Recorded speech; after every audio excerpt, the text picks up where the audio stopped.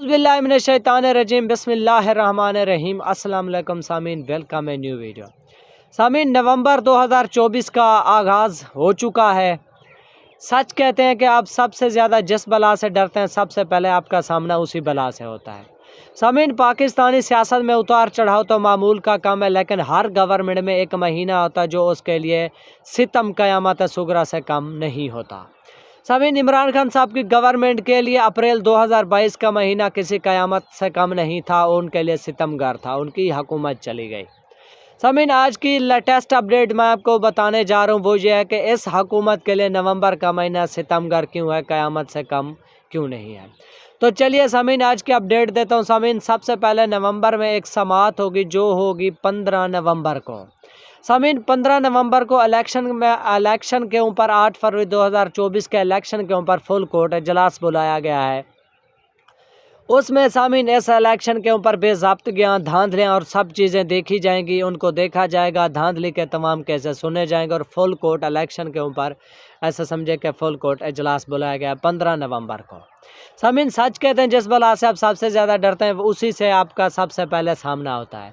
सामीन, जस्टिस मंसूर अली शाह साहब को बार बार ये कहा गया कि आप इलेक्शन के केसेस को नहीं खोलेंगे, 8 फरवरी 2024 के इलेक्शन के ऊपर कोई इजलास नहीं बुलाया जाएगा, जिसकी वजह से उन्होंने उनकी बात ना मानी और सबसे ज़्यादा जिसकी वजह से इस गवर्नमेंट ने तग्गो-दो की, ऐसे समझे कि आइन में तरमीम की जस्टिस मंसूर अली शाह साहब का रास्ता रोकने के लिए। वो बेसिक वजह ये थी कि 8 फरवरी का इलेक्शन ना खोला जाए, जिसका सबसे पहले ख्वाजा आसिफ साहब तज़किरा भी कर चुके हैं कि अगर जस्टिस मंसूर अली शाह साहब ने 8 फरवरी का इलेक्शन खोला तो हो सकता है ये इलेक्शन कालादम करार दिया जाए। इस वजह से गवर्नमेंट में आइन में तरमीम करके जस्टिस मंसूर अली शाह साहब का रास्ता रोका, लेकिन वही बला अब उनके सर पे आप पहुँचे। अब 15 नवंबर को जो है ना फुल कोर्ट का इजलास बुलाया गया 8 फरवरी के इलेक्शन के ऊपर।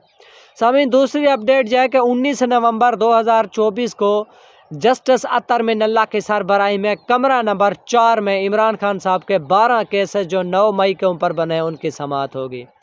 सामीन, ये भी कहा गया कि बाद सहाफ़ी हज़रात और सोशल मीडिया ज़राए के ऊपर के जस्टिस मंसूर अली शाह साहब हम आपका नोटिफिकेशन जारी कर देते हैं, आप इमरान खान साहब के 9 मई के केसेस, इलेक्शन केसेस और भी जो है ना ये कि उनको रिलीफ नहीं दिया जाएगा, केसेस को अपडेट नहीं किया जाएगा जो मुतलका केसेस हैं, लेकिन अब वो केस भी लगने जा रहा है 19 नवंबर 2024 को। और सामीन, तीसरी अपडेट ये है कि 22 नवंबर 2024 को 7 रुकनी बेंच जिसकी सरबराही justice Yahya Afridi chief justice of Pakistan करेंगे, उसमें 63A का नज़रसानी अपील दायर, ऐसा समझे कि नज़रसानी अपील के ऊपर समाअत होगी।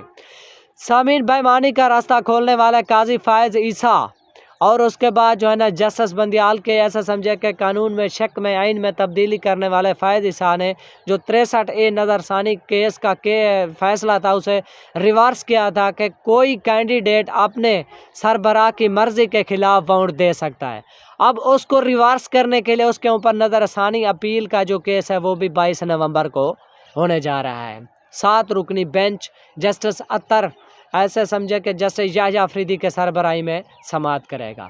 अब ज़मीन, नवंबर इसलिए हुकूमत के लिए सितमगार है क्योंकि इसमें 63A का रास्ता भी बंद होने जा रहा है, जो इसमें एक कैंडिडेट अपने ऐसे समझे कि सरबराह की हिदायत लिए बगैर उसके अगेंस्ट वोट दे सकता है।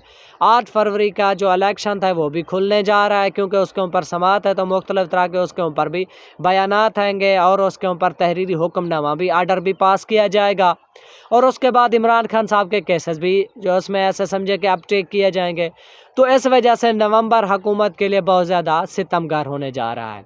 सामीन, आप अपनी राय इस बारे में कमेंट सेक्शन में ज़रूर बताएं कि क्या वाकई 8 फरवरी का इलेक्शन खुलेगा, इमरान खान साहब के 9 फरवरी के केसेस में मेरिट के ऊपर फैसले दे के उनको रिहा किया जाएगा और उसके बाद जो ना 63A नज़रसानी केस का फैसला रिवर्स होगा और कोई कैंडिडेट मुखालिफ जमात को वोट नहीं कर सकेगा। आप अपनी राय कमेंट सेक्शन में ज़रूर बताएं। इस तरह की मज़ीद अपडेट के लिए हमारे चैनल को लाइक और सब्सक्राइब ज़रूर करें। Thanks for watching. अल्लाह हाफिज़।